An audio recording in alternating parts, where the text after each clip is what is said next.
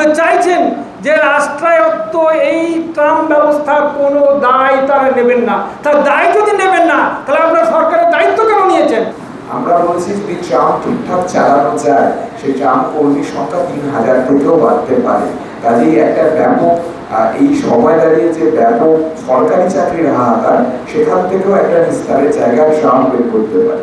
London বানাবো, অথচ ইউরোপের যেগুলি অত্যন্ত ভালো দিক যেটা ওখান থেকে আমাদের নেওয়া দরকার, একটা সময় ট্রামের অনেকটা কমে গিয়েছিল, অন্তর্জলি যাত্রা হয়ে গিয়েছিল। কিন্তু আজকে যখন সিএফসিকে কেন্দ্র করে, আজকে যখন গ্লোবাল ওয়ার্মিংকে কেন্দ্র করে আমাদেরকে নতুন করে ভাবতে হচ্ছে যে ট্রাম চাই, ট্রাম ফিরিয়ে আনতে হবে। তা নাহলে কলকাতার মতো একটা অত্যন্ত পপুলেট সিটি, যেখানে যেখানে পলিউশনটা একটা এমন মাত্রায় চলে গেছে, বয়স্করা, বৃদ্ধরা, বাচ্চারা তারা অধিকাংশই শ্বাসকষ্টেতে ভুগছে, তখন গভর্নমেন্টের যে অ্যাটিটিউড এটা অত্যন্ত দুর্ভাগ্যজনক। আমি স্যার রয়েছে, এই ট্রাম বাঁচানোর লড়াইটা শুধুমাত্র আমরা যারা এখানে আছি তাদের লড়াই নয়। কেন আমি সে কথাটা শুরু করতে চাই? কলকাতা মহানগরী বিশ্বের দূষিত শহরগুলোর মধ্যে একেবারে প্রথম সারিতে রয়েছে। ট্রাম তুলে দিলে ট্রামের যে আর্থিক সুবিধা জনসাধারণ পায়, নিম্নবিত্ত সাধারণ মানুষ, গরিব মানুষ, ছাত্রছাত্রী, তারা যে পেয়ে থাকেন, ট্রামটা তুলে দিলে শুধু সেটুকু লস হবে তা না। এই যে শহরের যে দূষণ, সেই দূষণে যে ফসিল অয়েল ব্যবহার করার ফলে যে মারাত্মক আকার নিচ্ছে, মাত্রা তিরত্বভাবে বাড়ছে, সেটার এফেক্টেড হবে কিন্তু সমস্ত স্তরের জনগণ। যারা আর্থিকভাবে সচ্ছল তারাও হবে নেতারা, আর যারা আর্থিকভাবে অসচ্ছল তারাও হবেন, অর্থাৎ সকলেই এটা দ্বারা এফেক্টেড হবেন। অর্থাৎ এই লড়াইটা শুধু ট্রাম রক্ষার লড়াই নয়, এটা আমাদের জীবন রক্ষার লড়াই, আত্মরক্ষার লড়াই, এটা সভ্যতাকে রক্ষার লড়াই। এইভাবে যেন আমরা জিনিসটাকে বিচার করি, এটা আমি উপস্থিত সাংবাদিক বন্ধুদেরকেও বলবো যে এর এফেক্টটা সকলের উপর হবে। দ্বিতীয়ত, সরকার স্যার আগে বলেছে যে কোনো যুক্তি সরকারের কাছে নেই।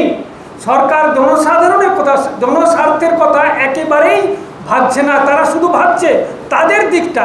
এই যে ধরুন এখনও ট্রাম পুরোপুরি তুলে দেওয়ার সিদ্ধান্ত হয়নি, অথচ আমরা দেখছি সমস্ত ট্রাম ডিপোগুলি বিক্রি করে দেওয়া হয়েছে।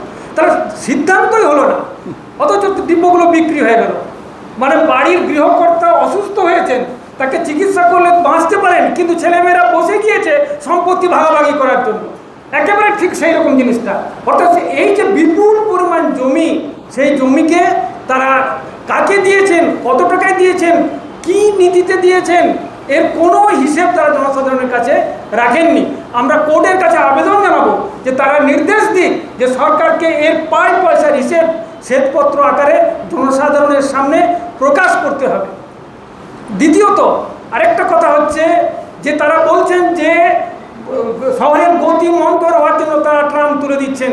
যে হারে ব্যক্তিগত গাড়ি বাড়ছে, অটো বাড়ছে, বাইক বাড়ছে, 10 বছর পরে কিন্তু আরও স্পেস কমে যাবে। সেদিন তারা কি বলবেন যে বাস তুলে দেওয়া হোক, প্রাইভেট বাস তুলে দেওয়া হোক, এ কথা তারা বলবেন? তাহলে তারা জনস্বার্থের কথাটা এক মুহূর্তের জন্য চিন্তা করছেন না। তারা আসলে চাইছেন যে রাষ্ট্রায়ত্ত এই ট্রাম ব্যবস্থার কোনো দায় তারা নেবেন না। তার দায় যদি নেবেন না, তাহলে আপনার সরকারের দায়িত্ব কেন নিয়েছেন? সরকারকে আপনার সাধারণ মানুষ আপনাদের এই জন্য নির্বাচন করেনি যে আপনারা সরকারে গিয়ে এই সমস্ত জিনিসটা জনসাধারণের সম্পত্তিগুলো বিক্রি করে করে খাবেন। ফলে আপনারা দায়িত্বহীন আচরণ করছেন, এটা জনসাধারণের সামনে আপনারা প্রতিপন্ন করছেন। ফলে আমি আবেদন করবো আপনাদের কাছে, সকলের কাছে, যে ট্রামকে রক্ষার এই অনৈতিক, সম্পূর্ণ নীতিহীন এই যে সিদ্ধান্ত, যা তাদের নেওয়ার কথা নয়, যা তারা নিতে পারেন না, এর জন্য প্রয়োজনে ডিবেট, পাবলিক ডিবেট হওয়া উচিত। জনগণ রাখতে চায় কি না? কয়েকজন ওই পুলিশ অফিসার, কয়েকজন মন্ত্রী, তারা এই সিদ্ধান্ত নিতে পারেন না, জনসাধারণ তাদের এই দায়িত্ব দেয়নি। ফলে তারা তাদের সমস্ত কার্যকলাপটা বেআইনি এবং অনৈতিক। ট্রাম হচ্ছে একটা স্লো ট্রান্সপোর্ট।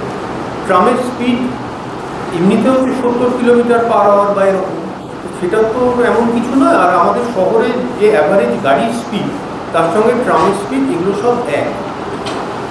এবার কথা হচ্ছে যে ট্রাম যে যানজট সৃষ্টি করে, এর সপক্ষে police transport department, municipal corporation, যে মেয়র এত বড় বড় ট্রামের এগেনস্টে কথা বলে, কোনো জায়গাতে কোনো তথ্য, সার্ভে, রিপোর্ট কোনো কিচ্ছু নেই। তার মানে এই পুরো জিনিসটাই হচ্ছে একটা কাল্পনিক কথা, যেটা ট্রামের বিরুদ্ধে বলে দেওয়া হচ্ছে। যদি উন্নত করা সম্ভব হয়, নোনাপুকুর ট্রাম ডিপোয়ে যা পরিকাঠামো এখনো অবশিষ্ট রয়েছে, যদি সেই পরিকাঠামোগতভাবে আমরা ভাবনা চিন্তা করি, তাহলে 13 থেকে 15 দিনের মধ্যে একটা ট্রাম আমরা আবার নতুন করে ব্যবহার করতে পারি, আমরা নিজেরা পারি। কাজে এখানে এমপ্লয়ি জেনারেটের কথা আসছে। আরও একটা কথা, ট্রামের কম বেশি 300 জন ট্রাম কর্মী এখনো রয়েছে। আমরা বলছি যদি ট্রাম ঠিকঠাক চালানো যায়, সেই ট্রাম কর্মীর সংখ্যা 3000 থেকেও বাড়তে পারে। কাজেই একটা ব্যাপক এই সময় দাঁড়িয়ে যে ব্যাপক সরকারি চাকরির হাহাকার, সেখান থেকেও একটা নিস্তারের জায়গা ট্রাম বের করতে পারে।